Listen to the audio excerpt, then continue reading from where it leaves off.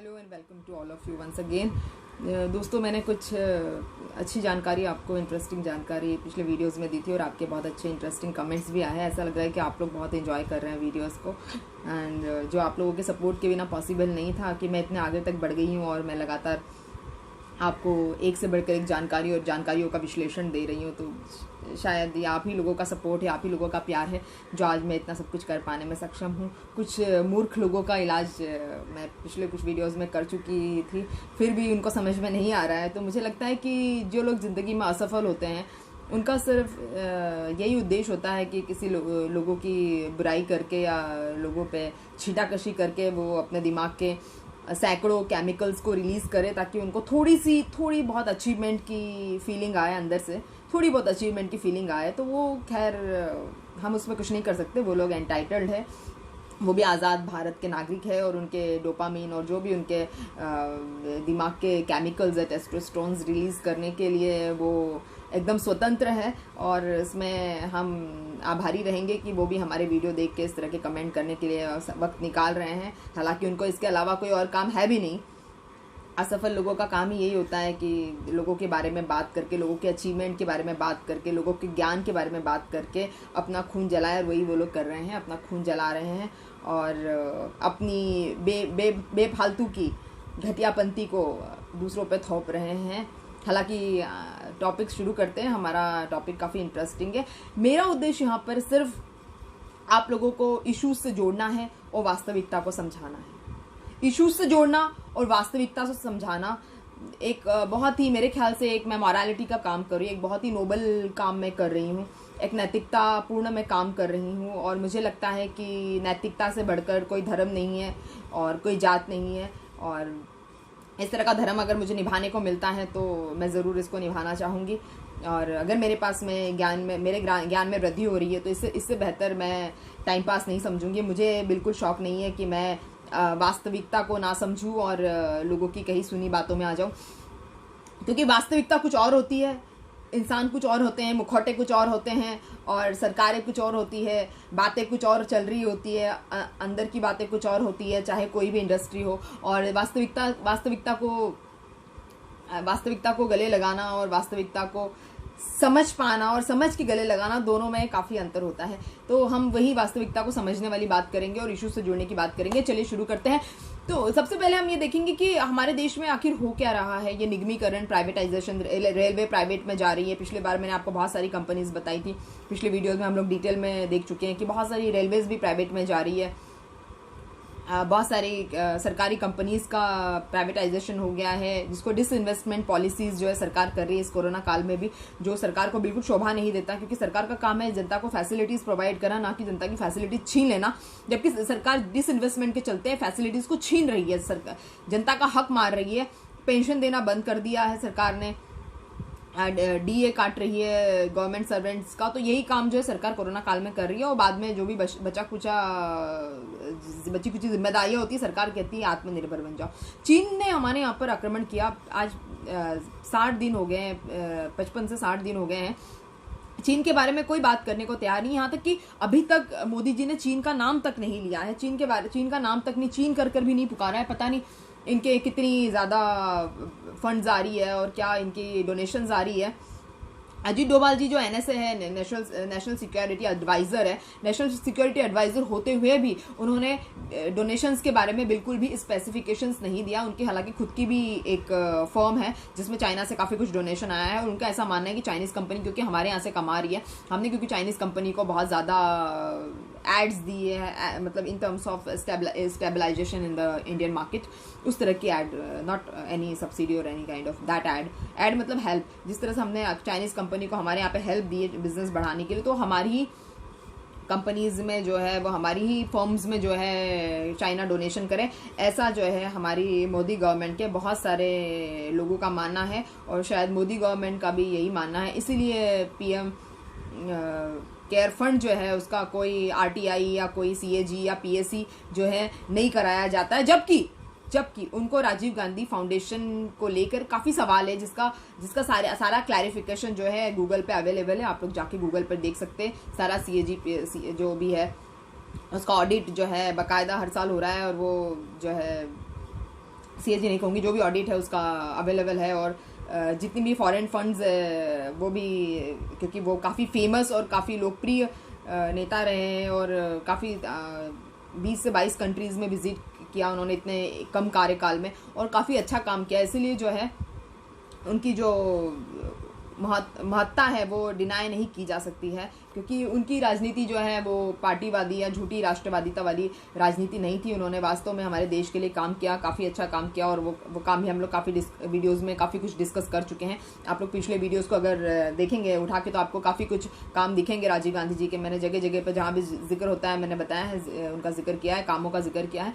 तो फिर सवाल उठता है कि सरकार ने फिर डोनेशंस के चक्कर में क्या शांति बनाए रखा है, शांति का वातावरण बनाए रखा है।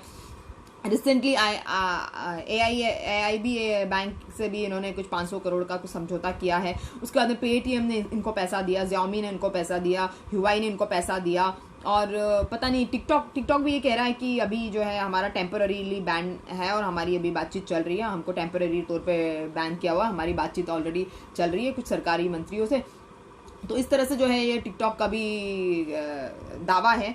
खैर ये झूठे दावे वाली सरकार है, ऐसे मानने वाली नहीं है। झूठे दावे करना और इस तरह से बढ़ा चढ़ा के दावे करना, फोटोशॉप मैनेजमेंट और जो है photoshoot management, IT cell management, ये सारा जो है सरकार का झूठ और फरेब जो है बुरी तरह से जनता की दिमाग की गहराइयों में उतर चुका है।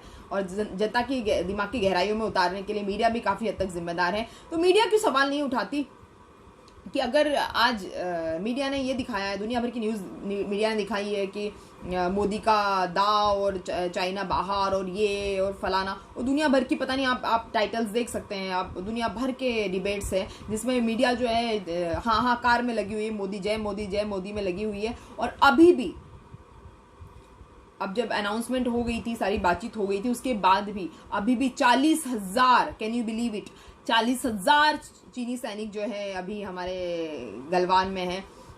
40,000 जो सैनिक है हमारे बने हुए हैं और वो जो है जाने का नाम नहीं ले रहे हैं। बाकायदा उन्होंने स्टैब्लिश्ड बंकर और अपने कॉटेजेस बना लिए हैं, जो ऐसा पहले कई सालों में नहीं हुआ। 1962 के बाद में जो चाइना हमारी तरफ आंख उठा के नहीं देखता था, वो चाइना की इतनी हिम्मत होगी।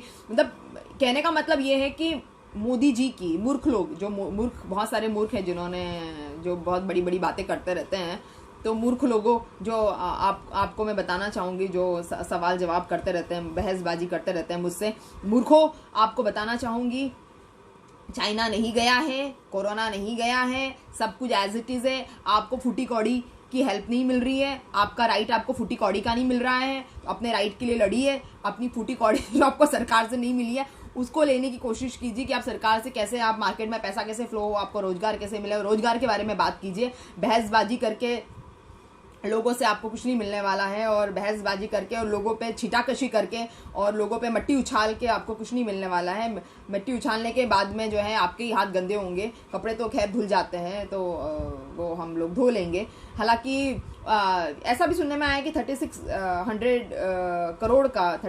करोड़ का जो आपदा कोष फंड होता है, जो हमेशा से संविधान में इसका मेंशन है, आप पढ़िएगा। आपदा कोष फंड का जो है कोई यूज़ ही नहीं हुआ है। कोरोना पूरा निकल गया, कोरोना का अभी दूसरा लॉकडाउन ओपन हो चुका है, फिर भी जो आपदा कोष का जो है पैसा जो है इस्तेमाल नहीं किया गया पब्लिक के लिए, ना तो पब्लिक के रिलीफ के लिए, ना तो प्रवासी मजदूरों के लिए।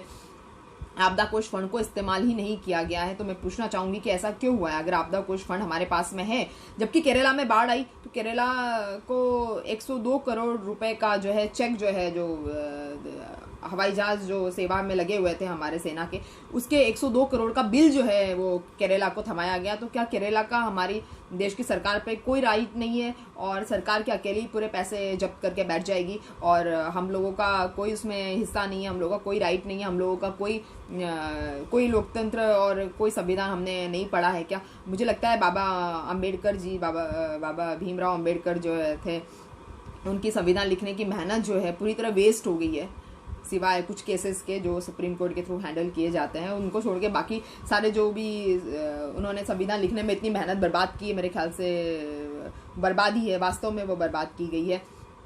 और धरती पे जो धरती में जहाँ पे हमारी धरती पे जहाँ गलवान वैली में जहाँ पे हमारे चीन ने आक्रमण किया है, इन्वेजन किया है, तो वो हमारी धरती है भी या नहीं है, पूरा मैटर क्लियर हो गया। अब तो रक्षा मंत्री भी पहुंच गए लेह में, लेकिन ये समझ में नहीं आ रहा है कि धरती जो चाइना ने आक्रमण किया है वो हमारी धरती है भी या नहीं। कम से कम ये तो बता दें। चीन का एक बार नाम तो ले ले। चीन का नाम ही लेने को तैयार नहीं है। चीन का नाम लेने को तैयार नहीं है, और बेरोजगारी के लिए और पब्लिक की समस्याओं के लिए कोई कहीं से कहीं तक कोई प्लानिंग ही नहीं है। और सुनने में आ रहा है कि कोरोना काल में भी आतंक, भ्रष्टाचार और अत्याचार, रेप, बलात्कार, ये सब सारे मामले जो है, फर्जीवाड़ा, गुंडागर्दी, माफियापंती, सारे जो नाटक चल रहे थे पिछले 6 साल से, वो एज इट इज बने हुए। कोरोना काल में भी वो गायब नहीं हुए, समझ रहे हैं आप? तो वो एज इट इज बने हुए हैं। और सबसे ज्यादा दुख की बात तो ये है कि 40 करोड़ परिवार जो है, 40 करोड़ परिवार, आई रिपीट, 40 करोड़ परिवार गरीबी रेखा के नीचे चले गए हैं। उसकी तरफ किसी का ध्यान नहीं है। सब लोग अपने फर्जीवाड़े में लगे हुए हैं, चाहे वो 69,000 का शिक्षक घोटाला हो, चाहे पशुधन घोटाला हो, चाहे टेस्टिंग किट का घोटाला हो, चाहे दवाइयों का घोटाला हो, चाहे मीडिया में उल्टी सीधी खबरें चलवाने वाली बात हो, फोटो सेशंस चल रहे हैं, एज इट इज चल रहे हैं फोटो सेशन, वेंटिलेटर्स का घोटाला। आपको मैंने काफ़ी सारे वेंटिलेटर्स के घोटाले बताए, गुजरात में, बॉम्बे में, सब दिल्ली में, सब जगह पे मैंने आपको बताया कि कैसे वेंटिलेटर्स काम नहीं करते, गर्म होते ही ठंडे हो जाते हैं। बताया जाता है 4 लाख कीमत, लेकिन होते हैं 70,000 के वेंटिलेटर। जहाँ 4 लाख वेंटिलेटर्स की जरूरत है वहाँ 1 लाख वेंटिलेटर्स दिए जा रहे हैं। तो ये हमारी कोरोना काल में हमारी अच्छी खासी जो है केयर हो रही है सरकार के थ्रू। और सरकार कहेगी कि क्योंकि आप आत्मनिर्भर नहीं है कोरोना काल में, तो हम कुछ नहीं कर सकते, यही सरकार का रवैया है। अच्छा, उसके बाद में हम देखेंगे कि बहुत बड़बोलापन और बहुत ही अपरिपक्वता है सरकार के लोगों में, सरकार के नुमाइंदों में। अपरिपक्वता से और बड़बोलेपन से तो कुछ भी काम नहीं चलता। देश चलाना तो दूर की बात है, कोई रिश्ता नहीं चल सकता, कोई परिवार नहीं चल सकता। इतना बड़बोलापन और इतना ज़्यादा अपरिपक्व बयान जो है मोदी जी ने भी दिए हैं कि अब वो मीडिया से ज़्यादा वो चाइना की मीडिया में छा गए हैं झूठे बयानों के चलते। और चाइना की जो मीडिया है और चाइना का जो ग्लोबल टाइम्स है, वहाँ पर तो काफ़ी अच्छी खासी मजाक उड़ाई जा रही है। और इसमें तो भारत को ही इंट्रूडर घोषित कर दिया है। और उन्होंने बाकायदा मंदारिन, मैड्रिड जो उनकी भाषा है, मंदारिन जो उसको हिंदी में कहते हैं, मैड्रिड में उन्होंने ट्रांसलेट करके पीएम मोदी जी के सारे जो भी बयानबाजी, जो भी झूठे हैं, जुमलेबाजी है, उनको उन्होंने पेश किया है। तो आप सोचिए कि किस हद तक जो है हम हंसी मजाक के पात्र बनते जा रहे हैं। और ये जो कोरोना काल है, ये हमारे लिए एक सबक का पैमाना, जो सबक वाली घटना घोषित हो गई है एक तरह से, हम देखा जाए तो। क्योंकि इस तरह से फॉरेन पॉलिसीज पे जो मोदी जी इतना फॉरेन में घूमते थे, आए दिन उनकी ट्रिप लगती थी, फॉरेन पॉलिसीज पूरी तरफ से फ्लॉप हो गई। ना कोई इंटरनेशनल इंस्टीट्यूट हमारे साथ में खड़ा है, ना इंटरनेशनल कोई देश हमारे साथ में खड़ा है जो आके हमारे लिए खड़े हो जाए, जो हमारे लिए बात करे, जो हमारा फेवर ले सके। बीच में खबरें आ रही थी कि रशिया ऐसा करने जा रहा है, रशिया ऐसा करने वाला है, लेकिन ऐसी कोई भी देश की, किसी भी देश की इंस्टीट्यूट या किसी भी देश का इंटरनेशनल जो ग्रुप है या कोई पार्टी जो है इंटरनेशनल लेवल पे, कोई भी हमारे लिए बात करने को तैयार नहीं है। और चाइना जो है वो अपना काम सख्ती से कर रहा है, अपने कामों में लगा हुआ है। उसका जो है यही विश्वासघात करने वाली नीति है चाइना की। चाइना विश्वासघात करता है, चाइना अपनी बातों से मुकर जाता है। चाइना को समझाना या किसी चीज़ की किसी भी चीज़ में चाइना पे जो है भरोसा करना, ये बहुत ही मतलब एक बचपने वाला काम हो जाएगा। क्योंकि चाइना जो है, पता नहीं हम किस चीज़ का ग्रैटिट्यूड जो है चाइना को दे रहे हैं। हम चाइना का नाम तक लेने से डर रहे हैं। तो किस तरह का ग्रैटिट्यूड जो हम ये सारी उनकी फॉरेन डोनेशंस का जो हम हवाला दे रहे हैं, या किस तरह का एटीट्यूड हम चाइना की तरफ रख रहे हैं, इसके बारे में अभी पता लगाना बहुत मुश्किल है। वन टैक्स वन नेशन के जरिए जो प्रधानमंत्री जी ने राज्य सरकारों की हालत कर दी, वो तो आप देख ही रहे हैं कि राज्य सरकारें भी जो है उनके पास पैसा नहीं है और सोचना पड़ रहा है, सरकार को सरकार चलाने के लिए भी सोचना पड़ रहा है। तो वन टैक्स वन नेशन के चलते जो है जनता का पैसा भी जो डायरेक्ट इनडायरेक्ट टैक्सेस है वो भी डायरेक्टली अब केंद्र सरकार के पास जाने लगे। तो राज्य सरकारें भी जो है अपने लेवल पे काफ़ी हद तक मजबूर हो गई है और उनके पास में अगर वो कोरोना का इलाज करना भी चाह रही है तो उनके पास में शायद कोरोना का इलाज करने के लिए या स्कूलों को या मजदूरों को रोजगार या सुविधाएं देने के लिए उनके पास में शायद पैसे नहीं बचेंगे, ऐसा नजर आ रहा है। भूखमरी के हालात है, बिल्कुल स्टारवेशन की सिचुएशन है। और स्टारवेशन की सिचुएशन के चलते आप देखिए स्कूल बंद है, कॉलेजेस बंद है। तो अब हमारे यहाँ तो हमने ये भी व्यवस्था नहीं की कि इंटरनेट दे दिया जाए या लैपटॉप्स दे दिए जाए या कंप्यूटर्स दे दिए जाए। तो 2/3 भारत की जनसंख्या जो गाँव में रहती है वो अब पढ़ाई कैसे करेंगी? क्या जूम ऐप पे पढ़ाई करेंगी? इसका जवाब भी किसी के पास नहीं है। प्रधानमंत्री ने हाल ही में गरीब कल्याण योजना की जो अनाउंसमेंट की थी, गरीब कल्याण योजना या गरीब कल्याण योजना के चलते जो उन्होंने पश्चिम बंगाल का उसमें नाम शामिल नहीं किया। क्यों? क्योंकि ये तो इसका जवाब प्रधानमंत्री जी दे सकते हैं। जबकि पश्चिम बंगाल में देखा जाए सर्वे के अकॉर्डिंग पश्चिम बंगाल में सबसे ज़्यादा प्रवासी मजदूर है भारत में। इन्होंने क्यों पश्चिम बंगाल का नाम मेंशन नहीं किया, भगवान ही बेहतर जाने। अच्छा, एक और चीज़ है कि पिछले 6 सालों में 17 बार तेल की कीमतें बढ़ गई। जबकि बाबा रामदेव जी कहाँ गए? अभी वो नज़र नहीं आते हैं आजकल, ना ट्विटर चल रहे हैं। बहुत सारे महान लोगों के, मूर्खों के ट्विटर चलते थे, सारे ट्विटर अकाउंट बंद हो गए सारे मूर्खों के। कोई बुद्धिजीवी जो है हार्डली कुछ लिख पा रहा है ट्विटर पे, जो कभी मोदी जी का बहुत बड़ा सपोर्टर रहा करता था। और बहुत सारे लोगों ने अपने ट्विटर अकाउंट से गायब भी हो गए एक तरह से। और रामदेव जी तो दिखाई नहीं दे रहे हैं कि 35 रुपये लीटर जो तेल देने वाले थे अभी वही 6 सालों में 17 बार बढ़ गया है। और 17,000 करोड़ रुपए की जो मुनाफाखोरी जो है सरकार ने की है, वो सरकार किसी से इसके बारे में डिस्कस करने तक को तैयार नहीं है। मुनाफाखोरी कहूंगी मैं, 17,000 करोड़ की मुनाफाखोरी जो है सरकार ने की है। एमएसएमईज को पैसा दिया नहीं, एमएसएमईज बंद होने की कगार पे है। किसी भी एमएसएमईज को जो है मजदूरों को रोकने के लिए या उनका धंधा चलाने के लिए पैसे नहीं दिए गए। डायरेक्ट फंड ट्रांसफर जो है वो किए नहीं गए जनता को। सिर्फ 20 लाख करोड़ का जुमला ही दिया गया है, जिसमें से मुश्किल से कपिल सिब्बल जी के अकॉर्डिंग मेरे ख्याल से 2 लाख या 2.5 लाख करोड़ ही जो है सच्चाई है। बाकी सब जो है पुराने जो बजट के और रेल बजट सब मिला जुला के जो पैसे थे वही मिक्स एंड मैच करके जो उसको बता दिया गया है।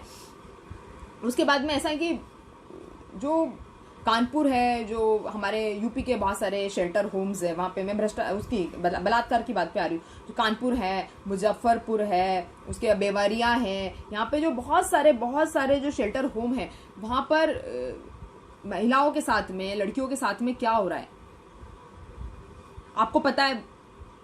बहुत सारी लड़कियां, 70% लड़कियां वहां पर कोरोना पॉजिटिव है। क्यों कोरोना पॉजिटिव है? 3 लड़कियां तो प्रेग्नेंट है कानपुर के शेल्टर होम में। कैसे?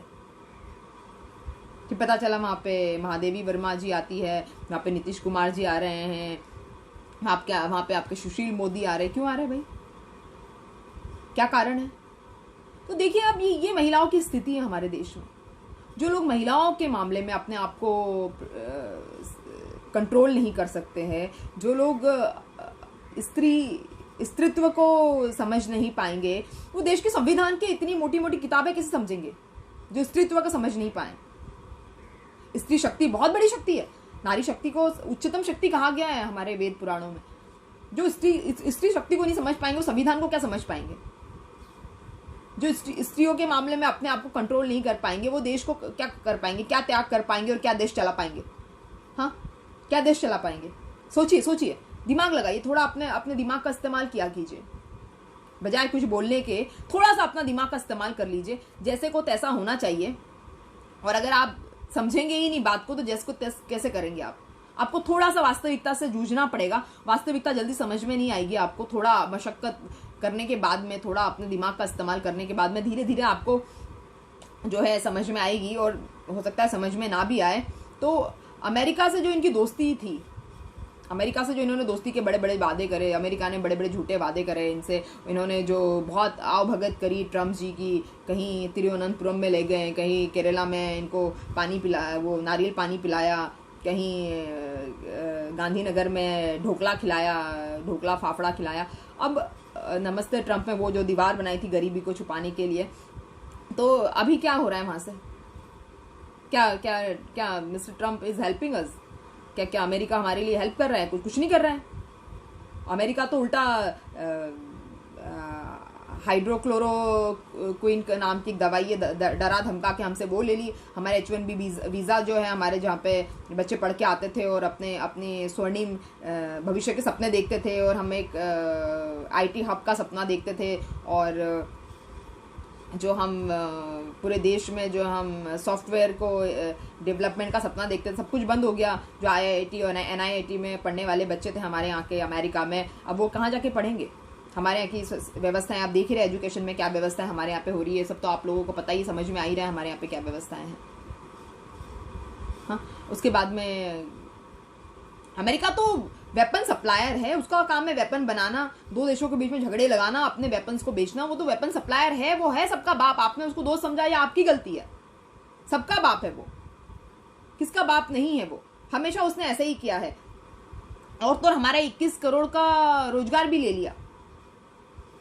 हमारा रोजगार भी 21 करोड़ का लेके कहाँ पे वियतनाम और इंडोनेशिया और कहाँ पर कौन कौन सी कंट्रीज है, क्या नाम है उसका, स्वीडन, ऐसे देशों में वहाँ से बिजनेस हो रहा है। हमारा तो बिजनेस चला गया।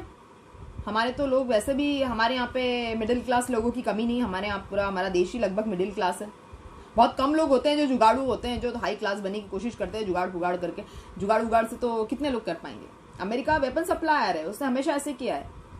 और उसके बाद में हम लोग मीडिया का गलत इस्तेमाल करते हैं, हमारी गलत पब्लिसिटी करने के लिए, हमारी सरकार की गलत पब्लिसिटी करने के लिए हम मीडिया का गलत इस्तेमाल करें। रेडियो हो, टीवी हो, सब जगह कोई अल्टरनेटिव मीडिया ही कोई पैदा नहीं हो रहा है।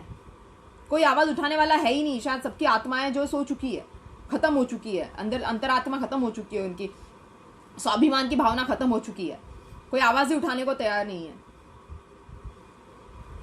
मतलब काले धन की तो अब कोई, और काले धन की तो कोई बात ही नहीं करता है। कोई मीडिया वाला काले धन की अब बात नहीं करता। आप देखिए किसी मीडिया में काले धन की बात हो रही है, कोई सरकार से सवाल पूछता है कि सरकार ने ये काम गलत किया, वो काम गलत। मुश्किल से अगर आप देखेंगे, अगर आप न्यूज़ चैनल दिन भर भी देखेंगे, मैं आपको सब खबरें शॉर्टकट में बता देती हूँ, इसलिए शायद आपको लगता होगा कि मैं बहुत ज़्यादा बोल रही हूँ।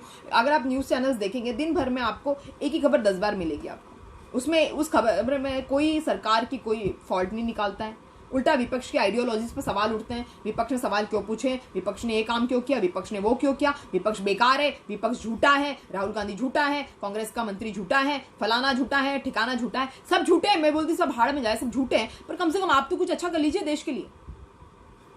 सब झूठे हैं, आप तो देश के लिए कुछ अच्छा कर लीजिए। आप भी खुद कुछ करने को तैयार नहीं है। अमेरिका आपका बाप बन गया है, अमेरिका आपका बाप बन गया है, चाइना आपका दुश्मन बन गया है, भूटान आपको भाव नहीं दे रहा है, नेपाल आपको लाल आग दिखा रहा है। नेपाल जैसा देश आपको लाल आग दिखा रहा है और आप सब कुछ सह रहे हैं। आपके अंदर सब कुछ सहने की इतनी शक्तियां पैदा हो गई है। यूपीए सरकार के समय तो आप बहुत बोलते थे कि लाल आग दिखानी चाहिए, लाल आग दिखानी चाहिए। अभी आपकी लाल आग कहाँ गई है? चाइना जाने को तैयार ही नहीं है, और आपने अनाउंसमेंट कर दिया, बड़े बड़े फालतू के डिबेट चिल्लम चिल्ली कर दी, और सब बता रहे हैं ये सब चला गया है, सब खत्म हो गया है, सब चले गए हैं, सब कुछ खत्म हो गया है, कोई नहीं बचा है, चाइना निकल चुका है, चाइना थक हार के चला गया है। पूरा विश्व गवाह है, चाइना थक हार के जाने वालों में से नहीं है। चाइना अपना पलटवार ही करता है हमेशा। चाइना ने कभी हार ना मानी है ना, चाइना ने कभी, आप तो बहुत भूतपूर्व बातें करते हैं, भूतकाल की बातें करते हैं, तो आपको पता ही होना चाहिए कि चाइना ने कैसे किया आपके साथ में। जिस 1962 से आप नेहरू जी के बारे में चिल्लाते हैं, नेहरू जी ने तो सारी मीडिया को सामने खड़े करके सवाल के जवाब पॉइंट टू पॉइंट दिए। आप भी आइए सामने, बात कीजिए जनता से। अगर आप पेट्रोल डीजल से पैसे कमा रहे हो, हमारे किसानों की भी कमर तोड़ रहे हैं, एक मिडिल क्लास व्यक्ति की कमर तोड़ रहे हैं, और सिर्फ गरीब कल्याण योजना के तहत अगर आप 5 किलो चावल और 1 किलो चना देने के लिए आ जाते हैं, आप झूठी बातें करने के लिए आप मीडिया में आ जाते हैं, तो जरा बुद्धिजीवियों के सवालों के जवाब देने के लिए भी मीडिया में आइए। हम भी तो देखेंगे कि आप कितने सवालों के जवाब सही दे पाते हैं। थोड़ा केबीसी हमारे साथ भी खेल लीजिए तो पता चलेगा। मैं ये किसी गुस्से के चलते नहीं बोल रही हूँ, मैं फिर से बता रही हूँ। मैं वास्तविकता से आप लोगों को रूबरू कराना चाह रही हूँ। वास्तविकता की अनुभूति जो होती है वो ईश्वर की अनुभूति होती है। तो आप इशूज को समझिए, वास्तविकता को समझिए, कोरोना बहुत ज़्यादा हद से ज़्यादा बढ़ गया है। आप ये इसको मत समझिए कि कोरोना जो है चला गया है और आपकी जान खतरे में है इसलिए मैं चिल्ला रही हूँ। आपकी जान, मेरा काम है जनता को आगाह करना, जनता की परवाह करना, क्योंकि मुझे लगता है कि इसमें मैं मॉरलिटी का काम कर रही हूँ, मैं देशभक्ति का काम कर रही हूँ और मैं बहुत अच्छा काम कर रही हूँ, ऐसा मुझे लगता है। और अब जो अगर आपको ऐसा लगता है कि ऐसा नहीं है तो आप कृपया मेरे वीडियो को 2-3 बार सुनिए, 4 बार सुनिए, 5 बार सुनिए और जाके आपको सच्चाई का पता लगेगा। और फेक न्यूज़ से बचिए, व्हाट्सएप पे आने वाली न्यूज़ से बचिए, व्हाट्सएप पे कम टाइम गुजारिए, फेक न्यूज़ से बचिए और कोशिश कीजिए कि जनता के आईटी सेल के मैनेजमेंट के चक्रों में और ये जो जनता में आईटी सेल के जो नुमाइंदे बैठे हैं और सरकार के जो आईटी सेल के लोग बैठे हैं और जिस तरह की फेक न्यूज़ जो व्हाट्सएप पे चला रहे हैं उसको आप कंप्लीटली अवॉइड कर दीजिए। 2-3 महीने आप अवॉइड करेंगे, आपको मेरी बातें समझ में आने लगेगी, आपको समझ में आने लगेगा कि रियल इश्यूज़ कहाँ पर है, वास्तविकता कहाँ पर है।